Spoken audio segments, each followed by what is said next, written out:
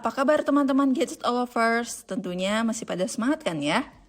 Kali ini kita akan mengeksplorasi kemajuan teknologi terkini, yaitu mengenai kecerdasan buatan atau yang dikenal juga dengan Artificial Intelligence. Jika berbicara mengenai kecerdasan buatan atau AI, umumnya terkait dengan ilmu komputer yang dikhususkan untuk memecahkan masalah kognitif. Baik itu terkait dengan kecerdasan manusia berupa pembelajaran, pemecahan masalah, analisis, dan bahkan sistem rekomendasi. Kali ini, kita akan membahas beberapa aplikasi AI yang ada, yaitu seperti ChatGPT, Copy AI, dan Perplexity.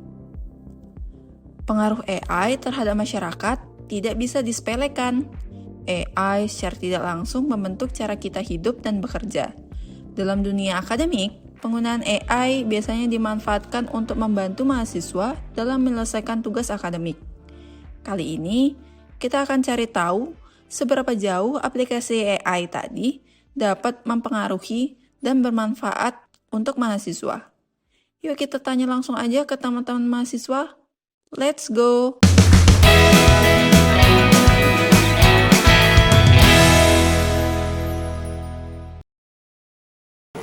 Kebetulan saya pribadi karena banyak juga di sekitar saya menggunakan seperti ChatGPT, jadi untuk aplikasi tersebut saya tahu secara besar dan gambaran besar seperti itu. Betul, sama sih. Kebetulan beberapa kali juga pernah pakai ChatGPT gitu. Tahu. Kalau saya sendiri waktu itu saya sendiri pernah menggunakan ChatGPT, tapi pada saat itu untuk referensi seperti kayak kebetulan saya di jurusan pembangunan sosial kesejahteraan, jadi dimana kayak untuk mencari referensi desa dan lain-lain seperti itu sih untuk program pembangunan dan lain-lain. Oke. Mungkin lebih ke hal-hal yang agak nggak penting ya. Kalau misalnya dipakai untuk serius-serius banget, kayaknya nggak pernah gitu. Cuman buat nanya-nanya iseng aja gitu sih. Kayak pertanyaan sehari-hari aja. Aku dulu ya. Aku pakai ChatGPT sih buat kayak pengembangan ide aja, kayak misalnya aku mau nyari Presiden Amerika ke-30 nih. Nanti aku tanya ke ChatGPT, Presiden Amerika ke-30 siapa gitu. Nanti jadinya aku nanti dari situ kan kita tahu tuh siapa misalnya. Terus kita lebih kembanginnya nanti ke jurnal-jurnal kayak kita masukin Scopus atau Mendeley. Kalau aku kurang lebih sama kayak dia. Aku pernah pakai ChatGPT buat istilahnya kayak buat cari tahu sumber informasi. Tapi kalau misalnya untuk mengerjakan tugas, aku pakai ChatGPT itu cuma buat bantu cari ide-ide gitu aja. Tapi kalau ChatGPT sih aku jarang banget ya pakai. Kita lebih suka nyari ke jurnal sih, kayak Mendeley atau Scopus. Ternyata, dari ketiga aplikasi AI tadi, ChatGPT masih menjadi AI yang paling dikenal oleh mahasiswa. ChatGPT adalah salah satu produk yang dikembangkan oleh OpenAI. OpenAI adalah laboratorium riset AI yang berbasis di Amerika Serikat. Aplikasi ChatGPT ini merupakan chatbot yang dapat menjawab berbagai pertanyaan yang diinput melalui kolom chat. Pengguna ChatGPT hanya perlu masuk dengan menggunakan akun email yang terkoneksi internet untuk bisa mengakses aplikasi ini. ChatGPT dinilai memudahkan mahasiswa dalam mengerjakan tugasnya. Namun, dari segala kemudahan yang ditawarkan, adanya ChatGPT juga dikhawatirkan menciptakan efek negatif, seperti munculnya fenomena plagiarisme dan kecurangan di kalangan mahasiswa. Lantas, bagaimana mahasiswa menanggapi persoalan ini? Oke. Menurut aku kalau misalnya dipakai emang untuk kegiatan akademik dan emang udah tahu itu sebenarnya nggak boleh ya, kayak tadi kan itu nggak ada sumbernya dari mana gitu ya.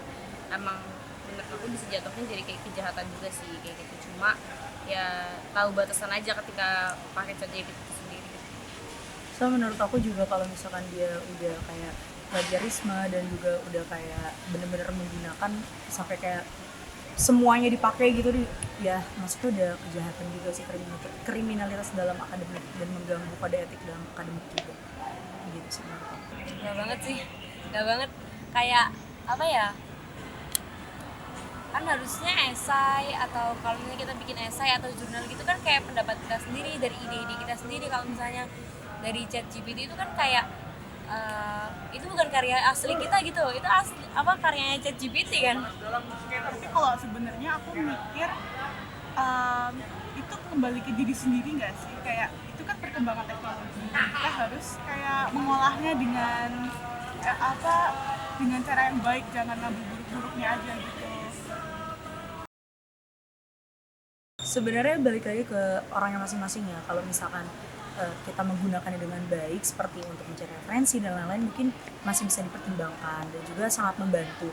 Tapi ketika dia sudah plagiarisme dan juga sudah melanggar kode etik akademik, itu mungkin itu suatu hal yang bisa kita preventifkan dengan cara ya kita menggunakannya secukupnya dan sewajarnya gitu sih. Udah ya, kayaknya udah diwakili sama Maya juga, maksudnya nggak ada yang gimana-gimana. Itu balik lagi tadi ngomong pakai ChatGPT sejauh ini juga cuma untuk iseng-iseng aja, jadi nggak ada yang serius juga gitu. Sebetulnya menguntungkan ya.